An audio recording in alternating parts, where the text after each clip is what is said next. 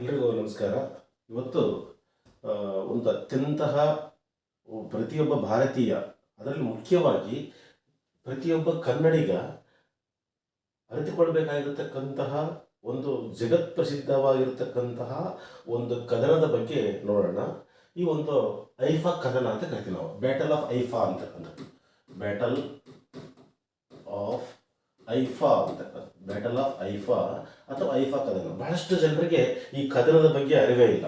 Battle of IIFA ಅಂತಕ್ಕಂಥದ್ದು, ಈ ಒಂದು ಬ್ಯಾಟಲ್ ಆಫ್ ಐಫಾ ನಡೆದಿರ್ತಕ್ಕಂತಹ ಒಂದು ಯಾವಾಗ ನಡೀತು ಅಂತಂದಾಗ ಸುಮಾರು ನಡೆದಿರ್ತಕ್ಕಂಥದ್ದು 1918 ಸೆಪ್ಟೆಂಬರ್ 23ಕ್ಕೆ ನಡೆಯುತ್ತೆ. ಈ ಒಂದು ಐಫಾ ಕದನ ಯಾಕೆ ನಮ್ಮ ಕರ್ನಾಟಕದವರಿಗೆ ಅಥವಾ ಭಾರತೀಯರಿಗೆ ಬಹುಮುಖ್ಯ ಅಂತಂದ್ರೆ, ಯುರೋಪ್ ಶಕ್ತಿಗಳು ಈ ಒಂದು ಟರ್ಕಿಯನ್ನು ಸೋಲಿಸದೆ ಆಗದೇ ಇರತಕ್ಕಂಥ ಸಂದರ್ಭಗಳಲ್ಲಿ ಈ ಒಂದು ಭಾರತೀಯ ಸೈನಿಕ ಪಡೆಗಳು, ಅದರಲ್ಲಿ ಜೋಧ್ಪುರ್ ಮತ್ತು ಮೈಸೂರು ಪ್ರಾಂತ್ಯದ ಒಂದು ಸಾಮಾನ್ಯವಾಗಿರ್ತಕ್ಕಂಥ ಸೈನಿಕರು, ಅದರಲ್ಲೂ ಈ ಒಂದು ಮೈಸೂರು ಪ್ರಾಂತ್ಯದ ಶ್ರೇಷ್ಠವಾಗಿರ್ತಕ್ಕಂತಹ ಸೈನಿಕರು ಕೇವಲ ಕತ್ತಿ, ಗುರಾಣಿ, ಕುದುರೆ ಸವಾರಿ ಮಾಡ್ಕೊಂಡು ಮದ್ದು ಗುಂಡುಗಳಿರ್ತಕ್ಕಂತಹ ಫಿರಂಜಿಗಳಿರ್ತಕ್ಕಂತಹ ಟರ್ಕಿ ಸೈನ್ಯವನ್ನ ಧೂಳಿಪಟ ಮಾಡಿರ್ತಕ್ಕಂಥದ್ದು ಎಲ್ಲಿ ಅಂತಂದಾಗ ಈ ಐಫಾ ಕದನದಲ್ಲಿ. ಈ ಐಫಾ ಕದನ ಎಷ್ಟು ಮುಖ್ಯ ಅಂತಂದ್ರೆ, ಒಂದನೇ ಮಹಾಯುದ್ಧ ಅಂತಕ್ಕಂಥದ್ದು ನಿರ್ಣಾಯಕವಾಗಿ ಈ ಒಂದು ಮಿತ್ರ ರಾಷ್ಟ್ರಗಳಿಗೆ, ಅಂದ್ರೆ ಈ ಒಂದು ಅಲೈಡ್ ನೇಷನ್ಸ್ ಅಥವಾ ಅಲೈಡ್ ಅಂತಕ್ಕಂತಹ ಪವರ್ಸ್ಗೆ, ಅದರಲ್ಲಿ ಯಾವಂದಾಗ ಮಿತ್ರ ರಾಷ್ಟ್ರಗಳಿಗೆ ಜಯ ತಂದುಕೊಟ್ಟಿರ್ತಕ್ಕಂಥ ಕದನ ಯಾವುದು ಅಂದಾಗ ಐಫಾ ಕದನ. ಈ ಯಾವಾಗ ಐಫಾ ಕದನದಲ್ಲಿ ಈ ಭಾರತ ಅಂತಕ್ಕಂಥ ಶಕ್ತಿಯನ್ನು ಪ್ರದರ್ಶನ ಮಾಡುತ್ತೆ, ಅಂತಾರಾಷ್ಟ್ರೀಯ ಮಟ್ಟದಲ್ಲಿ ಭಾರತದ ಶಕ್ತಿ ಅಂತಕ್ಕಂಥದ್ದು ಗೋಚರ ಕಂಡು ಬರುತ್ತೆ. ಈ ಒಂದು ಐಫಾ ಕದನ ಅಂತಕ್ಕಂಥದ್ದು ಯಾವಾಗ ನಡೀತು ಅಂತಂದಾಗ ಒಂದನೇ ಮಹಾಯುದ್ಧ ಅಂತಕ್ಕಂಥದ್ದು, ಒಂದನೇ ಮಹಾಯುದ್ಧ ಅಂತಕ್ಕಂಥದ್ದು, ಒಂದನೇ ಮಹಾಯುದ್ಧದ ಕಾಲಾವಧಿ ತಮಗೆಲ್ಲ ಗೊತ್ತಿದೆ. ಒಂದನೇ ಮಹಾಯುದ್ಧ ನಡೆದಿರ್ತಕ್ಕಂಥ ವರ್ಷ 1914ರಿಂದ 1918. ಈ ಒಂದು ಒಂದನೇ ಮಹಾಯುದ್ಧದಲ್ಲಿ ಮುಖ್ಯವಾಗಿ ಈ ಒಂದು ಮಿತ್ರ ರಾಷ್ಟ್ರಗಳು ಅಂತ ಕರಿತೀವಿ ನಾವು. ಯಾವುದು ಮಿತ್ರ ರಾಷ್ಟ್ರಗಳು ಮತ್ತು ಇನ್ನೊಂದು ಮಿತ್ರ ಅಲೈಡ್ ಪವರ್ಸ್ ಮತ್ತು ಈ ಒಂದು ಆಕ್ಸಿಸ್ ಪವರ್, ಸೆಂಟ್ರಲ್ ಪವರ್ಸ್ ಅಂತ ಬರ್ತವೆ. ಅಲೈಡ್ ಪವರ್ಸ್ ಮತ್ತು ಸೆಂಟ್ರಲ್ ಪವರ್ಸ್ ಅಂತ ಬರ್ತವೆ. ಈ ಒಂದು ಮಿತ್ರ ರಾಷ್ಟ್ರಗಳು ಅಂತ ಬಂದಾಗ ಯಾವ್ಯಾವ ಮಿತ್ರ ರಾಷ್ಟ್ರಗಳು ಇಲ್ಲಿದ್ದು ಅಂತಂದಾಗ, ಮುಖ್ಯವಾಗಿ ಈ ಒಂದು ಮಿತ್ರ ರಾಷ್ಟ್ರಗಳು ಅಂತ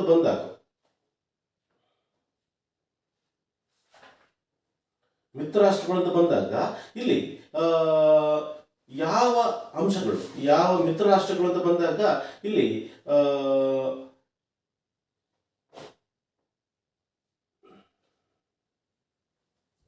England, Russia, France, England, Russia, France ಇವು ಪ್ರಮುಖವಾಗಿರತಕ್ಕಂತಹ ಮಿತ್ರ ರಾಷ್ಟ್ರಗಳು.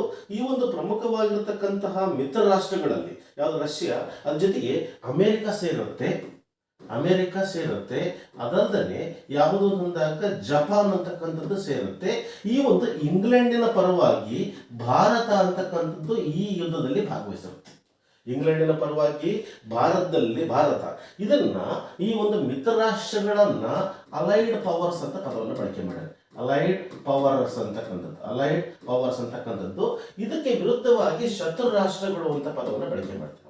ಶತ್ರು ರಾಷ್ಟ್ರಗಳು ಅಂದಾಗ ಇದನ್ನ ಸೆಂಟ್ರಲ್ ಪವರ್ಸ್ ಅಂತ ಕರಿತೀವಿ ನಾವು. ಸೆಂಟ್ರಲ್ ಪವರ್ಸ್, ಈ ಸೆಂಟ್ರಲ್ ಪವರ್ಸ್ ಅಲ್ಲಿ ಬರ್ತಕ್ಕಂಥದ್ದು ಯಾವುದು ಅಂತಂದಾಗ ಟರ್ಕಿ, ಜರ್ಮನಿ, ಇಟಾಲಿ,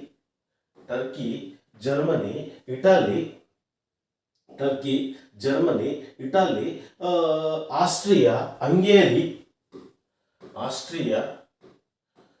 ಹಂಗೇರಿ ಈ ರೀತಿಯಾಗಿ ಇವೆರಡರ ಮಧ್ಯೆ ತೀವ್ರವಾಗಿರತಕ್ಕಂತಹ ಒಂದು ಯುದ್ಧ ನಡೆಯುತ್ತೆ.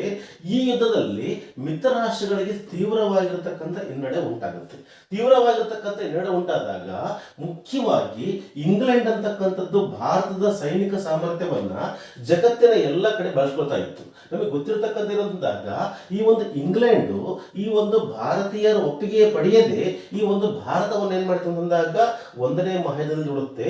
ಒಂದನೇ ಮಹಾಯುದ್ಧದಲ್ಲಿ ಭಾರತ ಅಂತಕ್ಕಂಥದ್ದು ಇಂಗ್ಲೆಂಡಿನ ಪರವಾಗಿ ಹೋರಾಟ ಮಾಡುತ್ತೆ.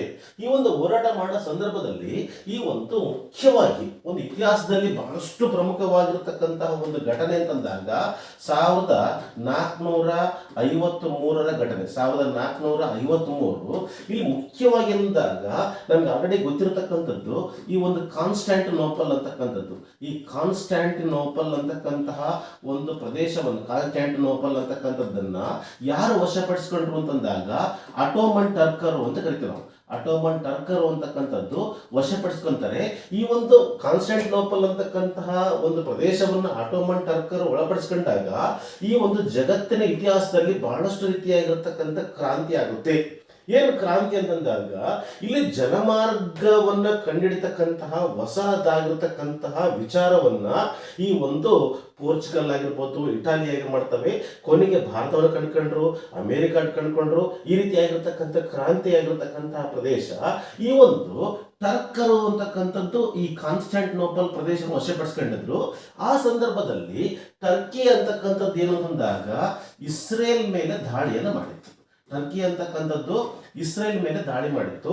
ಇಸ್ರೇಲ್ ಮೇಲೆ ದಾಳಿ ಮಾಡಿದಾಗ ಆ ಸಂದರ್ಭದಲ್ಲಿ ಟರ್ಕಿ ಮತ್ತು ಜರ್ಮನಿ ಸೈನ್ಯ ಅಂತಕ್ಕಂಥದ್ದು ಇಸ್ರೇಲ್ನಲ್ಲಿ ಈ ಒಂದು ಕಾಯ್ದಿರಿಸಿತವಾಗಿರ್ತಕ್ಕಂಥ ಸೈನ್ಯವಾಗಿತ್ತು. ಆ ಸಂದರ್ಭದಲ್ಲಿ ಇಂಗ್ಲೆಂಡ್ ಅಂತಕ್ಕಂಥದ್ದು ಅನೇಕ ಪ್ರಯತ್ನ ಮಾಡಿದಾಗೂ ಸಹ ಈ ಟರ್ಕಿಯನ್ನು ಸೋಲಿಸ್ತಕ್ಕಂಥ ಸಾಮರ್ಥ್ಯ ಇಂಗ್ಲೆಂಡ್ಗೆ ಬರಲಿಲ್ಲ. ಆ ಸಂದರ್ಭದಲ್ಲಿ ಈ ಒಂದು ಭಾರತದ ಸೈನ್ಯವನ್ನ ಇಸ್ರೇಲ್ ಮೇಲೆ ಕಳಿಸ್ತಾರೆ. ಇಸ್ರೇಲ್ ಮೇಲೆ ಕಳಿಸಿದಾಗ ಆ ಸಂದರ್ಭದಲ್ಲಿ ಮುಖ್ಯವಾಗಿ ಒಂದು ಪ್ರದೇಶದ ಸೈನ್ಯಗಳು, ಒಂದು ಜೋಧ್ಪುರ, ಇನ್ನೊಂದು ಯಾವುದು ಅಂತಂದಾಗ ಈ ಒಂದು ಮೈಸೂರು ಸಂಸ್ಥಾನದ ಸೈನ್ಯಗಳು ಏನ್ ಮಾಡ್ತಂದಾಗ ಈ ಒಂದು ಇಸ್ರೇಲ್ ಮೇಲೆ ದಾಳಿಯನ್ನು ಮಾಡ್ತವೆ. ಇಸ್ರೇಲ್ ಮೇಲೆ ದಾಳಿಯನ್ನು ಮಾಡಿ ಆ ಸಂದರ್ಭದಲ್ಲಿ ಆಧುನಿಕವಾಗಿರತಕ್ಕಂತಹ ಶಸ್ತ್ರಗಳನ್ನು ಹೊಂದಿರತಕ್ಕಂತಹ ಜರ್ಮನಿ ಮತ್ತು ಇಟಾಲಿಯ ಸೈನ್ಯವನ್ನ ಈ ಒಂದು ಮೈಸೂರು ಸಂಸ್ಥಾನ ಮತ್ತು ಜೋಧ್ಪುರ ಸಂಸ್ಥಾನದಲ್ಲಿರ್ತಕ್ಕಂತಹ ಈ ಒಂದು ಸಾಮಾನ್ಯವಾಗಿರ್ತಕ್ಕಂಥ ಸೈನಿಕರು ಕೇವಲ ಇವರಲ್ಲಿರ್ತಕ್ಕಂಥದ್ದು ಕತ್ತಿಗಳು, ಗುರಾಣಿಗಳು, ಕುದುರೆಗಳು, ಈ ಆಧುನಿಕವಾಗಿ ತಂತ್ರಜ್ಞಾನ ಹೊಂದಿರತಕ್ಕಂಥ ಫಿರಂಗಿ ಆಗಿರ್ಬೋದು, ಬಂದೂಕುಗಳಾಗಿರ್ಬೋದು, ಸಿಡಿಮದ್ದುಗಳಾಗಿರ್ಬೋದು, ಅಂತಹ ಸೈನ್ಯವನ್ನ ಕೇವಲ ಕತ್ತಿ ಗುರಾಣಿಯಿಂದ ಈ ಒಂದು ಕೆಚ್ಚರಿಯಿಂದ ಹೋರಾಟ ಮಾಡಿ ಟರ್ಕಿಯನ್ನ ಸೋಲಿಸ್ತವೆ. ಇವನು ಟರ್ಕಿಯನ್ನ ಸೋಲಿಸಿ ಇಸ್ರೇಲ್ ಅನ್ನ ಸಂಪೂರ್ಣವಾಗಿ ಏನ್ ಮಾಡ್ತವೆ ಅಂತಂದಾಗ ಈ ಒಂದು ವಿನಾಯಿತಿಗೊಳಿಸ್ತವೆ. ಈ ರೀತಿಯಾಗಿ ಇಸ್ರೇಲ್ ಅಂತಕ್ಕಂತಹ ಒಂದು ರಾಷ್ಟ್ರ ಸುಮಾರು 400 ವರ್ಷಗಳಿಂದ ಟರ್ಕರ ಒಂದು ಆಳ್ವಿಕೆಯನ್ನ ಈ ಒಂದು ವಿನಾಯಿತಿ ಅಥವಾ ಮುಕ್ತಿಗೊಳಿಸಿರತಕ್ಕಂಥ ಕೀರ್ತಿ ಯಾರಿಗೆ ಸಲ್ಲುತ್ತೆ ಅಂತಂದಾಗ ಈ ಒಂದು ಭಾರತೀಯ ಸೈನಿಕರ ಸಲ್ಲುತ್ತೆ. ಈ ಒಂದು ಕದನವನ್ನ ಇತಿಹಾಸದಲ್ಲಿ ಐಫಾ ಅಂತಕ್ಕಂಥ ಸ್ಥಳದಲ್ಲಿ ನಡೆದಕ್ಕೋಸ್ಕರನೇ ಈ ಒಂದು ಐಫಾ ಅಂತಕ್ಕಂಥದ್ದು ಪ್ರಸ್ತುತ ಇಸ್ರೇಲ್ ಬರ್ತಕ್ಕಂಥ ಪ್ರದೇಶ. ಈ ಒಂದು ಐಫಾ ಕದನ ಅಂತಕ್ಕಂಥದ್ದು 1918 ಸೆಪ್ಟೆಂಬರ್ 23ಕ್ಕೆ ಭಾರತೀಯ ಸೈನಿಕರು ಮುಖ್ಯವಾಗಿ ಇಸ್ರೇಲ್ ಏನ್ ಮಾಡ್ತಾರೆ ಅಂದಾಗ ವಿಮುಕ್ತಿಗೊಳಿಸ್ತಾರೆ.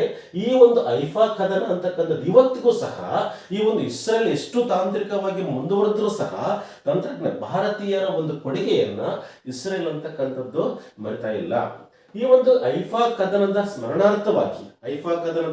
ಸ್ಮರಣಾರ್ಥವಾಗಿ ಇವತ್ತಿಗೂ ಸಹ ಏನು ಅಂತಂದಾಗ ಈ ಒಂದು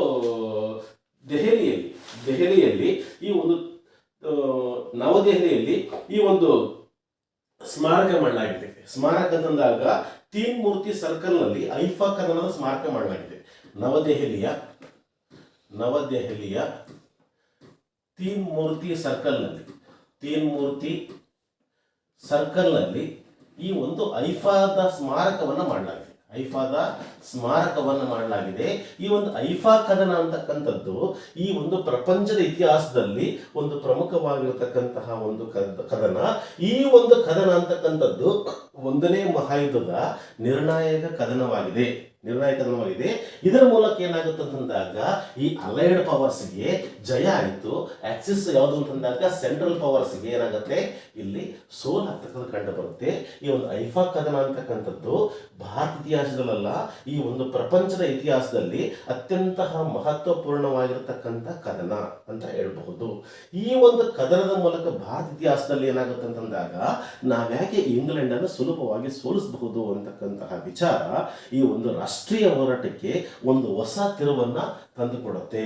ಅದಲ್ಲದೆ ಇಲ್ಲಿ ಇಂಗ್ಲೆಂಡ್ನ ವೈಫಲ್ಯ ಅಂತಕ್ಕಂಥದ್ದು ಪ್ರಪಂಚಕ್ಕೆ ಗೊತ್ತಾಗುತ್ತೆ. ಇಂಗ್ಲೆಂಡ್ ಅಂತಕ್ಕಂಥ ಅದಕ್ಕಿಂತ ಮುಂಚಿತವಾಗಿ ಅಜೇಯ ರಾಷ್ಟ್ರ ಅಂತ ಇತಿಹಾಸದಲ್ಲಿ ಬಿಂಬಿಸಿತ್ತು. ಈ ಒಂದು ಇಂಗ್ಲೆಂಡಿನ ವೈಫಲ್ಯ ಅಂತಕ್ಕಂಥದ್ದು ಕಂಡು ಬಂತು. ಜೊತೆಗೆ ಭಾರತೀಯರ ಶಕ್ತಿ ಸಾಮರ್ಥ್ಯಗಳು ಪ್ರಪಂಚಕ್ಕೆ ಪರಿಚಯ ಆಗುತ್ತೆ. ಅದಲ್ಲದೆ ಎರಡನೇ ಮಹಾಯುದ್ಧದಲ್ಲಿ ಒಂದನೇ ಮಹಾಯುದ್ಧದಲ್ಲಿ ಭಾರತೀಯರು ಒಪ್ಪಿಗೆಲ್ಲಾರದೆ ಏನ್ ಮಾಡಿದ್ರು ಅಂದಾಗ ಈ ಒಂದು ಒಂದನೇ ಮಹಾಯುದ್ಧಕ್ಕೆ ಸೈನ್ಯವನ್ನು ದೂಡ್ತಾರೆ. ಆದರೆ ಎರಡನೇ ಮಹಾಯುದ್ಧದಲ್ಲಿ ಭಾರತ ಅಂತಕ್ಕಂಥದ್ದು ಭಾಗವಹಿಸಿಲ್ಲ ಅಂತ ಹೇಳಿದಾಗ ಎರಡನೇ ಮಹಾಯುದ್ಧ ಅಂತಕ್ಕಂಥದ್ದು ನಡೆದಿರತಕ್ಕಂಥ ಕಾಲಾವಧಿ 1939ರಿಂದ 1945. 1939ರಿಂದ 1942 ಇಲ್ಲಿ ಏನಾಗುತ್ತೆ ಅಂದಾಗ ಶತ್ರು ರಾಷ್ಟ್ರಗಳಿಗೆ ತೀವ್ರವಾಗಿರ್ತಕ್ಕಂಥ ಮುನ್ನಡೆ ಉಂಟಾಗುತ್ತೆ. ಯಾವಾಗ ಶತ್ರು ರಾಷ್ಟ್ರಗಳಿಗೆ ಮುನ್ನಡೆ ಉಂಟಾಗುತ್ತೆ ಆ ಸಂದರ್ಭದಲ್ಲಿ ಎರಡನೇ ಮಹಾಯುದ್ಧದಲ್ಲಿ ಪ್ರಮುಖ ಪಾತ್ರ ವಹಿಸಿರ್ತಕ್ಕಂತಹ ಅಮೆರಿಕ ಆಗಿರ್ಬೋದು, ಆಸ್ಟ್ರೇಲಿಯಾ ಆಗಿರ್ಬೋದು, ಚೀನಾ ಆಗಿರ್ಬೋದು, ಆವಾಗ ಇಂಗ್ಲೆಂಡಿನ ಒಬ್ಬ ಪ್ರಧಾನಿ ಚರ್ಚಿಲ್ ಮೇಲೆ ತೀವ್ರವಾಗಿರ್ತಕ್ಕಂಥ ಒತ್ತಡ ಹಾಕ್ತಾರೆ ಭಾರತವನ್ನು ಎರಡನೇ ಮಹಾಯುದ್ಧದಲ್ಲಿ ಸೇರಿಸುವಂತೆ. ಯಾಕೆ ಸೇರಿಸುವಂತೆ ಒತ್ತಡ ಆಗ್ತಾರಂತಂದಾಗ ಆ ಸಂದರ್ಭದಲ್ಲಿ ಒಂದನೇ ಮಹಾಯುದ್ಧದಲ್ಲಿ ಭಾರತದ ಸಾಹಸ ಗೊತ್ತಿತ್ತು. ಹಂಗಾಗಿ ಅಷ್ಟು ಅಂತಾರಾಷ್ಟ್ರೀಯ ಮಟ್ಟದಲ್ಲಿ ಖ್ಯಾತಿಯನ್ನ ಪಡೆದಿರತಕ್ಕಂತಹ ಕದನ ಯಾವುದು ಅಂತಂದಾಗ ಐಫಾ ಕದನ ಅಂತ ಹೇಳ್ಬಹುದು. ಎಲ್ರಿಗೂ ಧನ್ಯವಾದಗಳು.